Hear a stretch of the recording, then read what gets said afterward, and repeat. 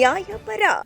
ತುಮಕೂರು ಜಿಲ್ಲೆಯ ಮಧುಗಿರಿ ತಾಲೂಕು ಆಡಳಿತ ಹಾಗೂ ಸಮಾಜ ಕಲ್ಯಾಣ ಇಲಾಖೆ ವತಿಯಿಂದ ಹಸಿರು ಕ್ರಾಂತಿಯ ಹರಿಕಾರ ಮಾಜಿ ಪ್ರಧಾನಿ ಡಾಕ್ಟರ್ ಬಾಬು ಜಗಜೀವನ ರಾಮ್ ರವರ ಜಯಂತ್ಯೋತ್ಸವವನ್ನು ಆಚರಿಸಲಾಯಿತು.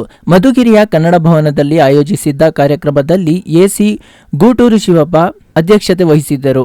ತಹಸೀಲ್ದಾರ್ ಸಿರಿಂತಾಜ್ ಹಾಗೂ ಎಲ್ಲ ಅಧಿಕಾರಿಗಳು ಭಾಗವಹಿಸಿದ್ದರು. ಮುಖ್ಯ ಭಾಷಣಕಾರರಾಗಿ ವಕೀಲ ನರಸಿಂಹಮೂರ್ತಿ ಹಾಗೂ ವಕೀಲ ರಂಗಧಾಮಯ್ಯ ಮಾತನಾಡಿ, ಸಂಜೀವಪ್ಪ ಮತ್ತು ಗರಣಿ ಶ್ರೀನಿವಾಸ್ ಕ್ರಾಂತಿ ಗೀತೆ ಹಾಡಿ